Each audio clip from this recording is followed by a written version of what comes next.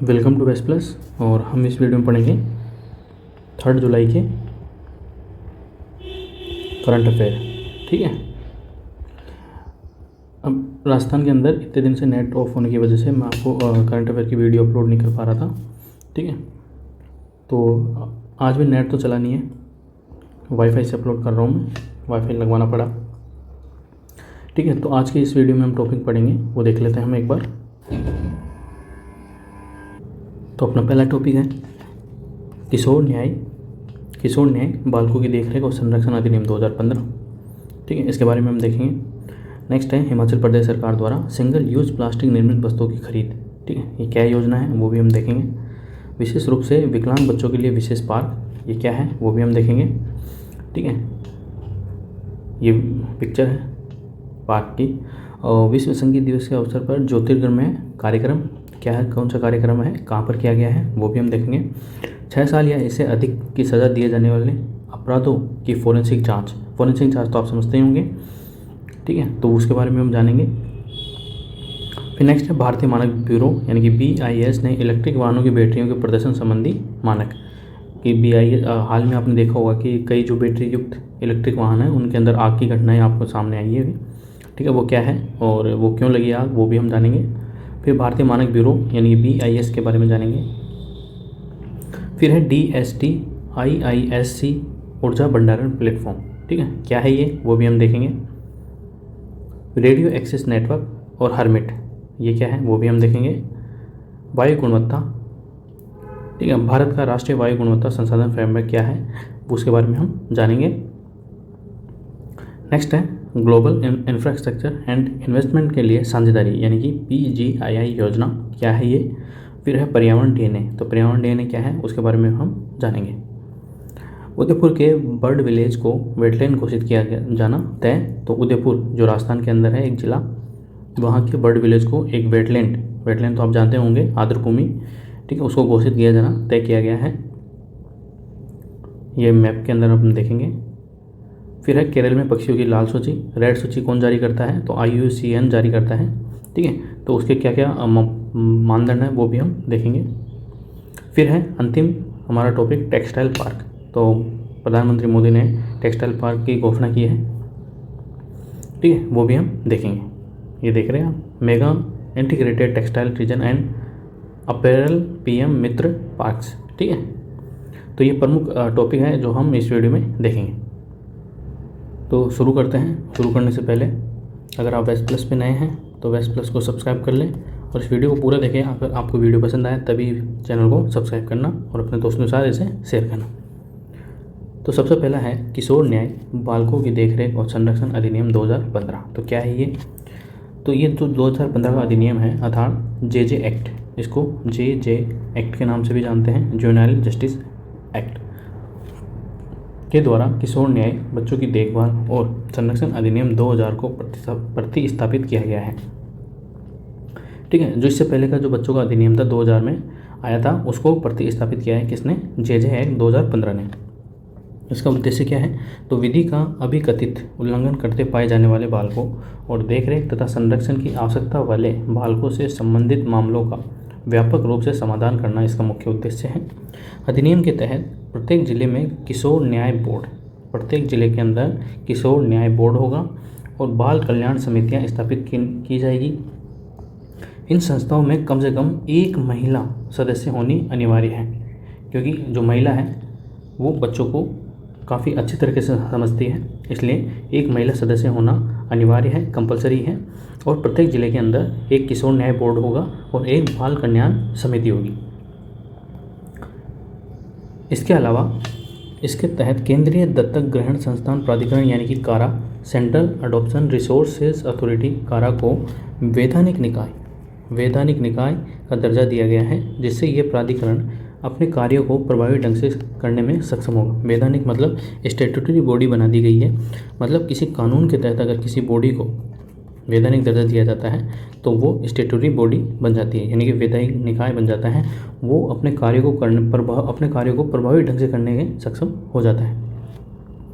इस अधिनियम में बालकों के खिलाफ होने वाले कई नए अपराध जैसे अवैध रूप से गोद लेना, आतंकवादी समूह द्वारा बालकों का उपयोग, विकलांग बालकों के खिलाफ अपराध आदि प्रमुख शामिल हैं जो किसी कानून के तहत पर्याप्त रूप से आच्छादित नहीं है को शामिल किया गया है। तो ये प्रमुख हैं, ठीक है, जिनको इस अधिनियम के अंदर शामिल किया गया है। राज्य सरकार द्वारा स्वैच्छिक या गैर सरकारी संगठनों द्वारा संचालित होने वाले सभी बाल देखभाल संस्थानों के लिए कानून के प्रारंभ होने की तारीख से 6 महीने के भीतर अधिनियम के तहत अनिवार्य रूप से पंजीकृत होना आवश्यक है।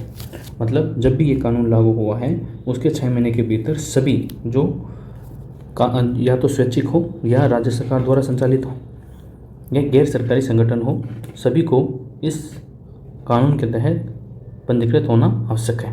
ठीक है, तो ये था जुवेनाइल जस्टिस एक्ट 2015। ठीक है, तो हमने पढ़ा। नेक्स्ट क्या है अपना, तो नेक्स्ट है हिमाचल प्रदेश सरकार द्वारा सिंगल यूज प्लास्टिक निर्मित वस्तुओं की खरीद। तो क्या है ये, हिमाचल प्रदेश द्वारा स्कूलों और कॉलेजों में युवाओं में पर्यावरण संरक्षण भावना पैदा करने के लिए छात्रों से एकल उपयोग वाली प्लास्टिक यानी कि सिंगल यूज प्लास्टिक आइटम्स की वस्तुओं को खरीदने के लिए एक वापस खरीद योजना यानी कि बाई बैक स्कीम शुरू की जाएगी। तो क्या है ये स्कीम, देखते हैं। मौद्रिक लाभ होगा इस स्कीम से, मतलब छात्रों को अपने घर से एकल उपयोग वाली प्लास्टिक की वस्तुओं को लाने और स्कूल में जमा करने के लिए प्रोत्साहित किया जाएगा, जिसके लिए उन्हें सरकार द्वारा 75 प्रति किलोग्राम का भुगतान किया जाएगा। मतलब अगर आप 1 किलो प्लास्टिक लाते हो, कौन सी, सिंगल यूज़ प्लास्टिक, और स्कूल में जमा कराते हो तो आपको एक केजी प्लास्टिक जमा कराने पर 75 रुपये मिलेंगे, यानी कि 75 रुपये किलो प्लास्टिक के पैसे आपको दिए जाएंगे। इस योजना का उद्देश्य युवाओं में पर्यावरण संरक्षण की आदत पैदा करना शामिल है। इको क्लबों का गठन, तो राज्य भर में स्कूलों और 100 कॉलेजों में नेशनल ग्रीन कॉर्प्स कार्यक्रम के तहत 3000 इको क्लब बनाए गए हैं। ये इको क्लब छात्र शिक्षकों का एक संघ होगा जो पर्यावरण जागरूकता और संरक्षण के लिए काम करते हैं। बचपन में पर्यावरण संरक्षण की आदत डालने पर यह आजीवन बनी रह सकती है। ठीक है, जैसे छोटा बच्चा होता है तो छोटे बच्चे को अगर शुरुआत में जो आदतें, ठीक है, और जो संस्कार दिए जाते हैं वो उसके जीवन भर बने रहते हैं। ठीक है, तो इसी प्रकार पर्यावरण संरक्षण का जो संस्कार, जो आदत बनाई जाएगी वो 99.9% जीवन भर बने रहने की संभावना रहती है। भागीदारी, तो छात्रों के अलावा इस योजना का उद्देश्य ग्रामीण शहरी दोनों स्कूलों को कवर करते हुए, तो ये इम्पोर्टेंट हो जाता है, न कि सिर्फ ग्रामीण बल्कि शहरी स्कूलों को भी कवर किया गया है इस योजना के अंदर। हिमाचल प्रदेश की ये योजना है। इको क्लब स्कूलों के माध्यम से जिला स्तर पर प्लास्टिक कचरे के दुष्प्रभावों के बारे में जागरूकता पैदा करके शिक्षकों, स्कूल प्रबंधन समितियों और अभिभावकों को शामिल करना इसके अंदर शामिल है। तो इसके अंदर जैसे आपसे पूछा जा सकता है कि शिक्षक भी शामिल है, स्कूल प्रबंधन समितियाँ भी शामिल हैं और अभिभावक भी शामिल हैं। ठीक है, तो ये आपसे पूछा जा सकता है क्या इसके अंदर अभिभावक शामिल है, तो बिल्कुल शामिल है। सड़कों के लिए उपयोग, स्कूल से एकत्र की गई एकल उपयोग वाली प्लास्टिक की वस्तुओं का उपयोग सड़कों के निर्माण के लिए कोलतार में किया जाएगा। प्लास्टिक बिटुमेन से बनी सड़कें टिकाऊ और लंबे समय तक चलने वाली होती हैं और यह बेकार प्लास्टिक के निपटान में भी मदद करेगी। आपने देखा होगा फॉरेन वगैरह में या अब तो इंडिया में भी स्टार्ट हो गया है कि जो प्लास्टिक की जो सड़कें बनाई जाती है वो ज़्यादा ड्यूरेबल होती है बजाय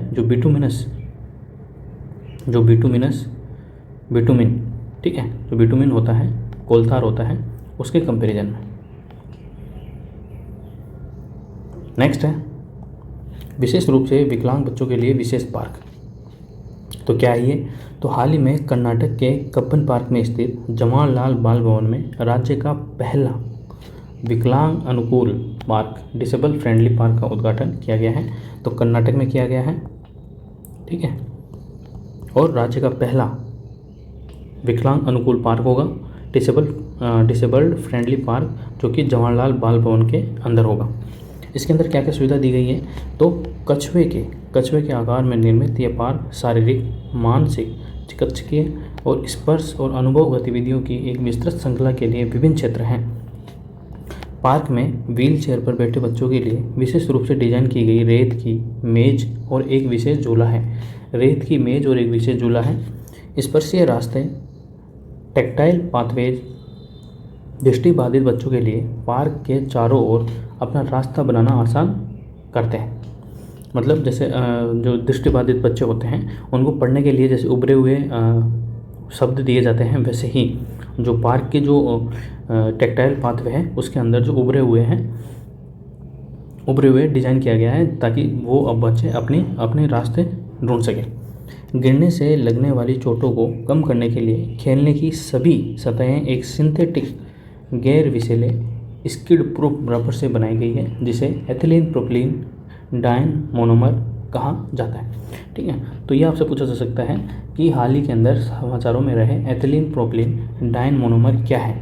तो यह एक सिंथेटिक गैर विषैले और स्किड प्रूफ रबर होता है। ऐसे विकलांग अनुकूल मनोरंजन स्थलों की आवश्यकता क्यों है?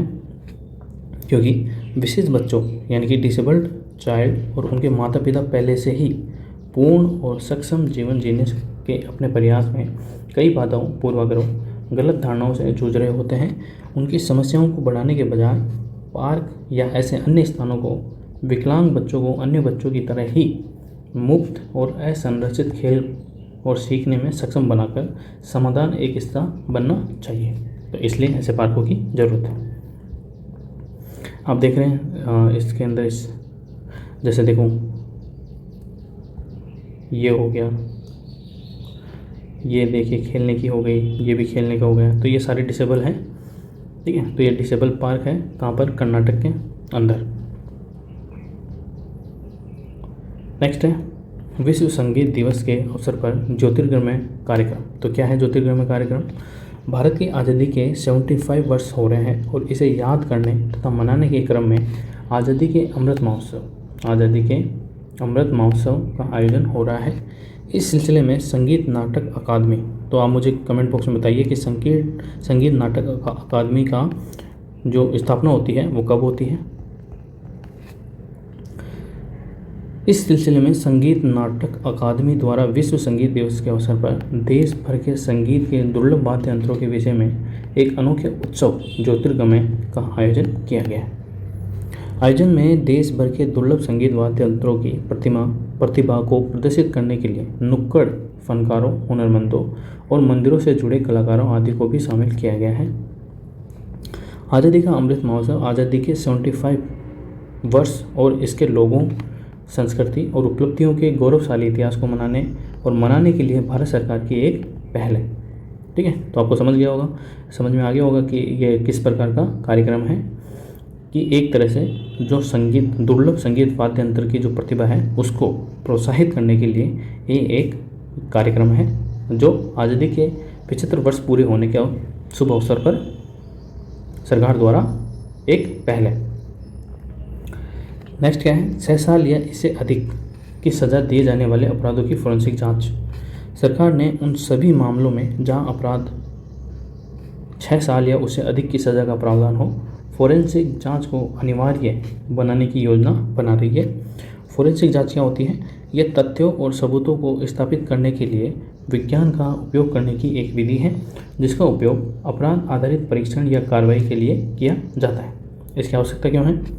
गृह मंत्रालय ने भारतीय दंड संहिता, आपराधिक प्रक्रिया संहिता और भारतीय साक्ष्य अधिनियम में प्रस्तावित व्यापक संशोधनों के माध्यम से प्रत्येक राज्य, केंद्र शासित प्रदेश में एक स्वतंत्र अभियोजन निदेशालय और एक स्वतंत्र फोरेंसिक विज्ञान निदेशालय की स्थापना का प्रस्ताव किया है।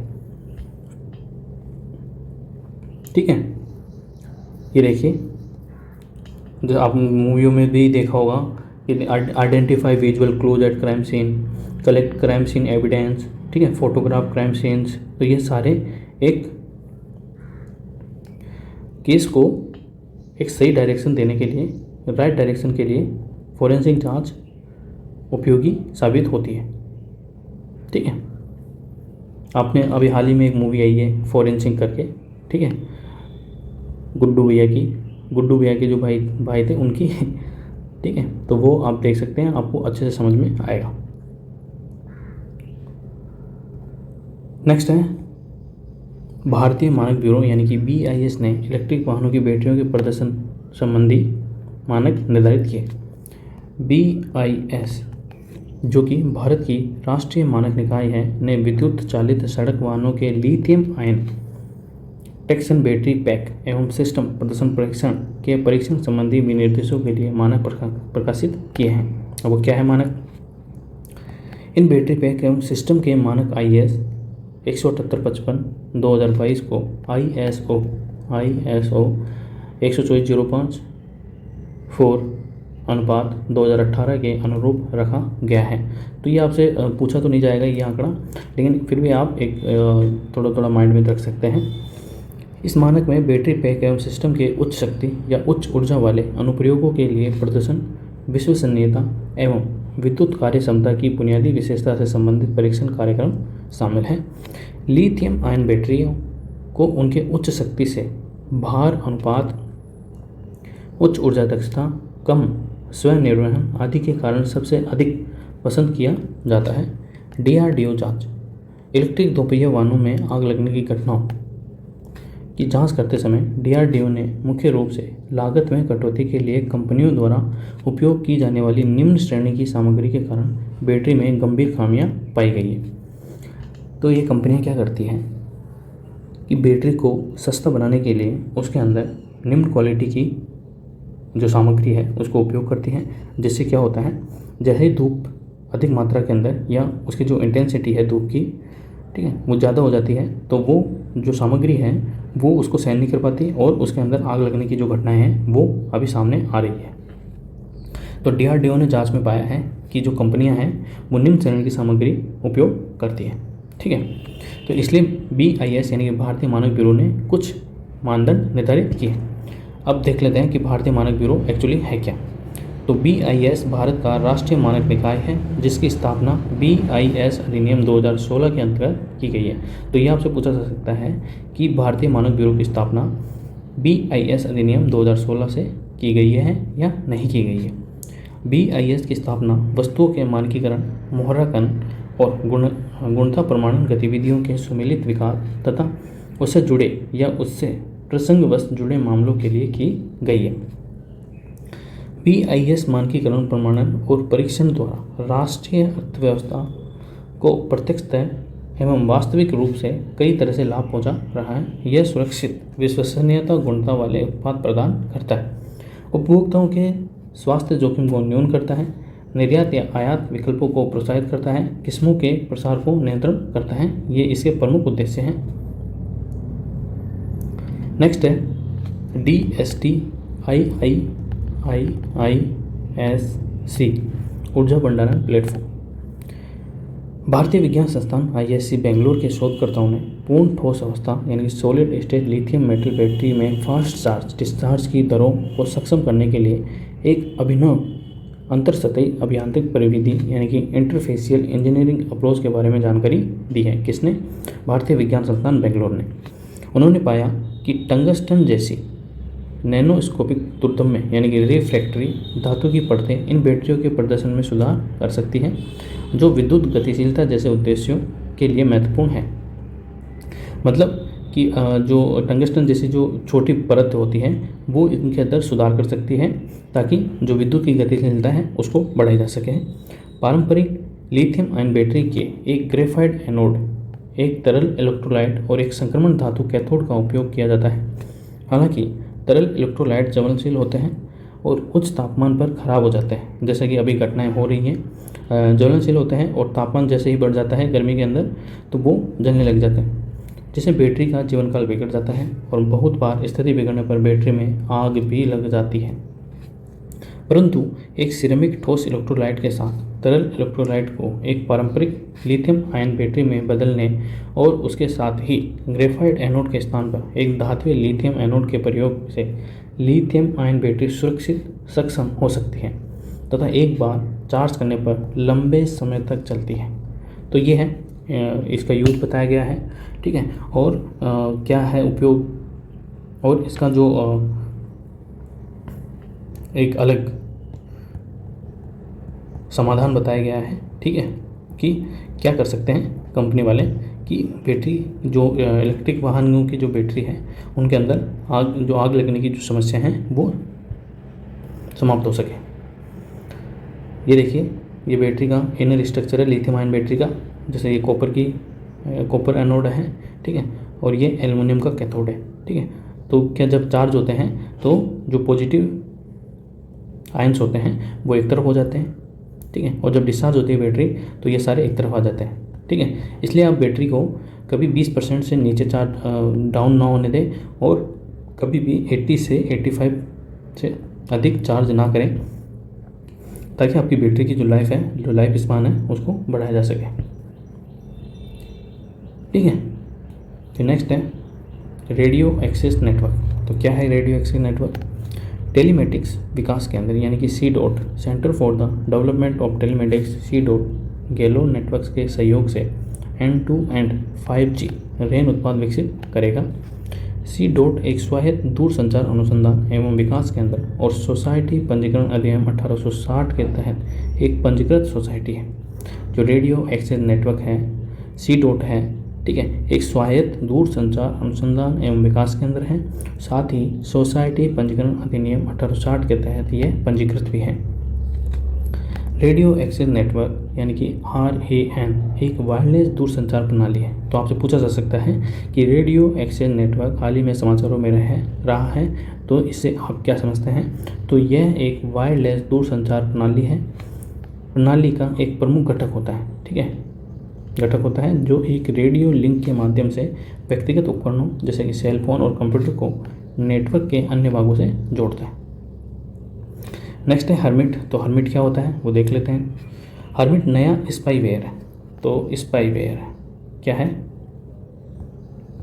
स्पाईवेयर है तो आपको पता ही है स्पाईवेयर क्या होता है, जैसे रैंसमवेयर होता है, ठीक है।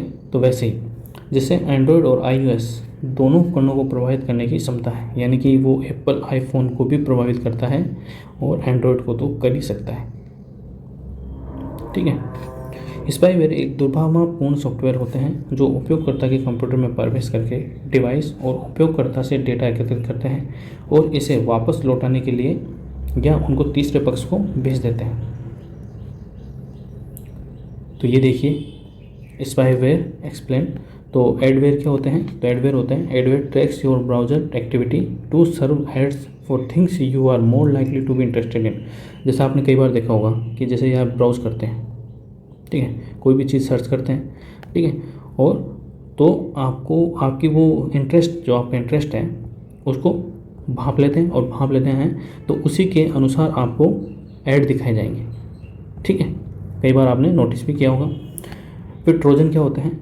Trojan infiltrates your device disclosed as a legitimate file और software download to access your data. Trojan क्या होते हैं? आपके मोबाइल या लैपटॉप के अंदर जो फाइल्स होती हैं उनके अंदर से जो इम्पोर्टेंट इंफॉर्मेशन होती है उसको कलेक्ट कर लेते हैं, ठीक है। Internet tracking follows web activity like your searches, browsing history and downloads. Internet tracking, ठीक है, आप क्या सर्च करते हो, क्या ब्राउज करते हो, आपकी हिस्ट्री क्या है, आप क्या डाउनलोड करते हैं, वो सब इंटरनेट ट्रैकिंग के द्वारा किया जाता है। सिस्टम मॉनिटर्स में रिकॉर्ड योर की strokes and nearly everything you do on your computer. जो सिस्टम मॉनिटर्स होते हैं वो आपकी सारी एक्टिविटी रिकॉर्ड कर लेते हैं, ठीक है। फिर उसी के आधार पर आपको ऐड दिखाए जाएंगे, उसी के आधार पर आपके इंटरेस्ट दिखाए जाएंगे, तो वो सारी चीज़ें आपको दिखाई जाएगी। तो आजकल तो प्राइवेसी तो ये मान लो कि आप सपने में सपना ही रह गई ये प्राइवेसी तो, ठीक है। नेक्स्ट है वायु गुणवत्ता। क्या है? भारत का राष्ट्रीय वायु गुणवत्ता संसाधन framework, national air quality resource framework of India यानी कि NARFI, यह भारत के विभिन्न जलवायु क्षेत्रों में वायु प्रदूषण के मुद्दों को संबोधित करने के लिए सरकारी और निजी क्षेत्रों के निर्णय लेने वालों की मदद करेगा, ठीक है। तो चाहे सरकारी हो चाहे निजी क्षेत्र हो, अगर वायु गुणवत्ता से संबंधित कोई निर्णय लेगा तो उसकी मदद करेगा ये NARFI। विकसित किसके द्वारा किया गया इसे? तो इसे प्रधान वैज्ञानिक सलाहकार के कार्यालय के सहयोग से राष्ट्रीय उन्नत अध्ययन संस्थान यानी कि national institute of advance studies यानी कि NIAS बेंगलुरु द्वारा इसे विकसित किया गया है। वायु गुणवत्ता प्रबंधन आयोग यानी कि CAQM, यह 2020 के अंदर NCR और आसपास के क्षेत्रों में वायु गुणवत्ता प्रबंधन के लिए स्थापित एक वैधानिक निकाय है। तो जो CAQM है वो जो दिल्ली NCR है उसके आसपास के क्षेत्रों के लिए स्थापित किया गया था 2020 के अंदर, जो कि एक वैधानिक निकाय। ये देखिए आपके आसपास एरिया के अंदर जो हवा है उसके अंदर क्या क्या है, बैक्टीरिया है, पोलन है, मोल्डल मिल्ड्यू है, कार्बन मोनोऑक्साइड है, वायरस है, पार्टिकल्स है, वोलेटाइल ऑर्गेनिक कंपाउंड्स है। तो ये सारी चीज़ें एक गुड मतलब अच्छी हवा को प्रदूषित बना सकती है। ठीक है, तो इन्हीं को रिमूव करना है और पर्यावरण को बचाना है, यानी कि वायु प्रदूषण से निजात पानी है। नेक्स्ट है ग्लोबल इंफ्रास्ट्रक्चर एंड इन्वेस्टमेंट के लिए साझेदारी योजना। तो क्या है ये? तो आपको पता है G7 के लिए हाल ही के अंदर जो प्रधानमंत्री नरेंद्र मोदी हैं वो गए थे, राष्ट्रपति बिडेन से मिले। अमेरिकी राष्ट्रपति बिडेन और G7 लीडर्स ने औपचारिक रूप से ग्लोबल इंफ्रास्ट्रक्चर और निवेश के लिए साझेदारी partnership for global infrastructure and investment PGII की शुरुआत की है। यह चीन की बेल्ट एंड रोड इनिशिएटिव योजना के जवाब के रूप में देखे जाने वाले कदम में विकासशील दुनिया के लिए $600 बिलियन का वित्त जुटाने की योजना है। तो ये आंकड़ा आपको याद रखना है, कितना? $600 बिलियन। PGII क्या है तो आपको ध्यान रखना है, राष्ट्रपति बिडेन और G7 लीडर्स ने औपचारिक रूप से इसकी शुरुआत की है। और ये चीन की जो बेल्ट एंड रोड इनिशिएटिव योजना है उसके जवाब के रूप में यह उसके विरुद्ध देखी जाने वाली एक पहल है। इस पहल को जलवायु परिवर्तन से निपटने, वैश्विक स्वास्थ्य में सुधार, लैंगिक समानता प्राप्त करने और डिजिटल बुनियादी ढांचे के निर्माण की दिशा में तैयार किया जाएगा। पृष्ठभूमि क्या है इसकी? तो आधारभूत संरचना योजना का पहली बार अनावरण ब्रिटेन में 2021 G7 शिखर सम्मेलन में किया गया था। उस समय इसे बिल्ड बैक बेटर वर्ल्ड कहा जाता था, जो कि US संचालित योजना प्रगति की कमी से लड़खड़ा गई। 2022 के शिखर सम्मेलन में पुनर्जीवित होने से पहले परियोजना का नाम बदलकर PGII कर दिया गया। तो इसकी जो पूर्ववर्ती जो योजना थी वो क्या थी? बिल्ड बैक बेटर वर्ल्ड, जो कि ब्रिटेन ने इसको सुझाया था, लेकिन इसका नाम बदलकर क्या कर दिया? Partnership for global infrastructure and investment, यानी कि PGII, अमेरिकी राष्ट्रपति ब्रिटेन और G7 लीडर्स ने। नेक्स्ट क्या है? पर्यावरण DNA। तो एनवायरमेंट DNA क्या होता है? तो DNA का फुल फॉर्म तो आपको पता ही है, डीऑक्सी न्यूक्लिक एसिड। ठीक है, डीऑक्सी राइबोन्यूक्लिक एसिड होता है इसका नाम। हाल ही में चाय और सूखी जड़ी बूटियों के नमूनों पर अकशेरुकी जीवों की 1200 से अधिक प्रजातियों का DNA पाया गया। कितने? 1200 से अधिक। पर्यावरण DNA यानी कि एनवायरमेंटल DNA, eDNA पर्यावरण में पाए जाने वाले जीवीय DNA होते हैं। पर्यावरणीय DNA जीवों जैसे कि त्वचा, मल आदि के माध्यम से द्वारा जलीय या स्थलीय वातावरण में छोड़े गए कोशिकीय सामग्री से उत्पन्न होते हैं, जिनकी नए आणविक तरीकों का उपयोग करके नमूना संग्रह और निगरानी की जा सकती है। तो आपको पता चल गया होगा कि पर्यावरण DNA क्या है। तो आपसे पूछा जा सकता है डायरेक्ट कि क्या होता है पर्यावरण DNA। तो ये एक तरह का अकशेरुकी जीवों का जो पेड़ पौधों पर छोड़ा गया त्वचा मल के रूप में एक DNA होता है। ठीक है, उसको पर्यावरण DNA कहा जाता है। नेक्स्ट क्या है? नेक्स्ट है उदयपुर के बर्ड विलेज को वेटलैंड घोषित किया जाना तय कर दिया गया है। तो क्या है ये? समुदाय द्वारा संचालित संरक्षण प्रयासों के बाद पक्षी गांव के रूप में मान्यता प्राप्त उदयपुर जिले के मैनार को राजस्थान की नई आर्द्रभूमि के रूप में अधिसूचित किया जाना तय है। ठीक है, तो अभी लैब असिस्टेंट का पेपर हुआ था। ठीक है, 28 को जून। उसके अंदर आपसे पूछा गया था कि जो बर्ड पार्क है वो कहाँ पर है। ठीक है, तो वो कहाँ है? तो वो उदयपुर के अंदर है। इससे मेवाड़ क्षेत्र के इस ग्रामीण क्षेत्र को रामसर स्थल का दर्जा मिलने का मार्ग प्रशस्त होगा। वर्तमान में राजस्थान में रामसर स्थलों के रूप में मान्यता प्राप्त 2 आर्द्रभूमि, यानी एक तो भरतपुर जिले में केवलादेव घाना और जयपुर जिले में सामरसोल्ट लेक है। ठीक है, तो अभी राजस्थान के अंदर कितनी आर्द्रभूमियाँ हैं? तो 2 हैं। एक तो भरतपुर के अंदर है और एक जयपुर जिले के अंदर है। भरतपुर में केवलादेव अभयारण्य है और जयपुर के अंदर सामल सोल्ट लेक है। ये देखिए मैप के अंदर लोकेशन, ये उदयपुर है, उदयपुर का मेनार गांव है, ठीक है, और उदयपुर राजस्थान के अंदर है, जिसको पक्षी जिला भी कहा जाता है। और यहाँ पर पहला पक्षी पार्क भी निर्मित किया गया है राजस्थान का। नेक्स्ट है केरल में पक्षियों की लाल सूची। तो सबसे पहले तो लाल सूची जारी कौन करता है? तो IUCN जारी करता है। केरल में जल्द ही पक्षियों की अपनी लाल सूची होगी, जो अब खुद की होगी केरल की। केरल कृषि विश्वविद्यालय और बर्ड काउंट इंडिया, केरल कृषि विश्वविद्यालय बर्ड काउंट इंडिया के नेतृत्व में केरल बर्ड मॉनिटरिंग कलेक्टिव क्षेत्रीय रेड लिस्ट मूल्यांकन करेगा। एक बार यह तैयार हो जाने के बाद केरल पक्षियों की क्षेत्र विशिष्ट लाल सूची वाला पहला राज्य होगा। IUCN सूची से जुड़े मुद्दे। वैश्विक मूल्यांकन की कुछ सीमाएं होती हैं, क्योंकि यह एक वैश्विक संदर्भ में तैयार की गई प्रक्रिया है। वैश्विक स्तर पर सामान्य रूप से देखी जाने वाली प्रजाति क्षेत्रीय स्तर पर संकटग्रस्त प्रजाति हो सकती है। बिल्कुल सही बात है, क्योंकि अगर विश्व के लेवल पर कोई पक्षी अगर संकटग्रस्त है तो हो सकता है वो किसी देश या किसी राज्य के अंदर अनन्य रूप से हो, ठीक है, मतलब एक्सेस में हो, संकटग्रस्त ना हो।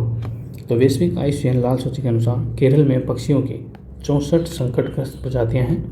उनमें लाल सिर वाले गिद्ध, सफ़ेद दुम वाले गिद्ध गंभीर रूप से संकटग्रस्त हैं। स्टेप ईगल, बाणासुर चिलप्पन और नीलगिरी चिलप्पन लुप्त प्राय हैं और 11 प्रजातियां असुरक्षित हैं। अंतर्राष्ट्रीय प्रकृति संरक्षण संघ यानी कि IUCN 1964 में स्थापित संकटग्रस्त प्रजातियों की लाल सूची जैविक प्रजातियों की वैश्विक संरक्षण स्थिति की दुनिया की सबसे व्यापक सूची है, ठीक है। तो IUCN को स्थापित कब किया गया था? तो इसको स्थापित किया गया था 1964 के अंदर। तो लाल सूची तैयार करने के लिए IUCN के दिशा निर्देश के 5 मुख्य मानदंड होते हैं। वो कौन कौन से मानदंड है? सबसे पहला तो है कि 10 वर्षों या 3 पीढ़ियों से मापी गई जनसंख्या आकार में कमी हो, घटना की सीमा या अधिभोग के क्षेत्र के आधार पर भौगोलिक सीमा, छोटी आबादी का आकार और गिरावट, बहुत कम या प्रतिबंधित आबादी या जंगल में विलुप्त होने की संभावना। तो ये प्रमुख 5 मानदंड हैं लाल सूची तैयार करने के। और आज का अंतिम टॉपिक है अपना टेक्सटाइल पार्क। केंद्र सरकार द्वारा नौकरियों के सृजन और उच्च कपड़ा निर्यात का सहयोग करने के लिए तिरुपुर की तर्ज पर देश भर में 75 टेक्सटाइल हब बनाए जाने की योजना की गई। तिरुपुर मामला 2021-22 में तिरुपुर का परिधान निर्यात 30,000 करोड़ था। तिरुपुर में कपड़ा उद्योग ने 6 लाख लोगों को प्रत्यक्ष रोजगार और 4 लाख लोगों को अप्रत्यक्ष रोजगार प्रदान किया है। साथ ही इन श्रमिकों में लगभग 70% महिलाएं और हाशिए के वर्गों के लोग शामिल थे। कितने प्रतिशत? 70% महिलाएं और जो हाशिए पर जो लोग थे वो भी इसके अंदर शामिल थे। भारत की स्थिति क्या है? देश में कपड़ा मूल्य श्रृंखला में लगभग 4 करोड़ लोग कार्यरत हैं। अध्ययन के अनुसार कृषि के बाद कपड़ा और वस्त्र उद्योग भारत में दूसरा सबसे बड़ा रोजगार पैदा करने वाला क्षेत्र है। कृषि के बाद भारत परिधान, घरेलू और तकनीकी उत्पादों का दुनिया का 5वां सबसे बड़ा निर्यातक है। तो ये आपको ध्यान रखना है कि भारत की रैंक क्या है परिधान, घरेलू और तकनीकी उत्पादों के, तो वो 5th है। PM मित्रा योजना क्या है? सरकार 7 मेगा इंटीग्रेटेड टेक्सटाइल रीजन और अपैरल यानी कि PM मित्रा पार्क स्थापित करेगी। मित्रा पार्क का उद्देश्य क्या होगा? कताई, बुनाई, प्रसंस्करण, रंगाई, छपाई से लेकर परिधान निर्माण तक की संपूर्ण कपड़ा मूल्य श्रृंखला को एक स्थान पर एकीकृत करना इसके अंदर शामिल है, ठीक है। तो ये थे टेक्सटाइल पार्क योजना। यहाँ पे देख लीजिए mega integrated textile region and apparel यानी कि PM MITRA park, cabinet approve setting up 7 कितने आपको ध्यान रखना है कितने पार्क? 7 PM मित्रा पार्क बनाए जाएंगे। टोटल आउटले ऑफ 4,445 करोड़ 5 साल के अंदर 4,445 करोड़ रुपए खर्च किए जाएंगे। Inspired by 5F vision of PM Modi, farm to fibre to factory to fashion to foreign. तो भाई साहब नाम रखने में तो हमने मोदी जी PhD कर रखी है, तो 5F से आप क्या समझते हैं ये भी आपसे पूछा जा सकता है। तो farm to fibre to factory to fashion to foreign, to be developed by a special purpose vehicle on by state government and government of India in PPP mode. ठीक है, तो ये राज्यों के साथ सहयोग करके केंद्र द्वारा ये चालू की जाएगी। मित्र पार्क्स विल हैव, जो हमने देख लिया कि क्या क्या उनको चाहिए होगा, वो सारी फैसिलिटी यहाँ पे प्रोवाइड किया जाएगी। ठीक है, तो ये था हमारे 3 जुलाई का करंट अफेयर। अगर आपको ये वीडियो पसंद आया तो वीडियो को लाइक करें, अपने दोस्तों के साथ शेयर करें और चैनल को सब्सक्राइब करें। इसकी PDF के लिए आप टेलीग्राम चैनल ज्वाइन कर सकते हैं, लिंक आपको इसी वीडियो के डिस्क्रिप्शन में मिल जाएगा। उसको क्रोम के अंदर ओपन कीजिएगा। ठीक है, क्रोम के अंदर ओपन करोगे तो आप सीधे टेलीग्राम पे पहुंच जाओगे और वहाँ से आप इसकी PDF डाउनलोड कर सकते हैं। Thank you.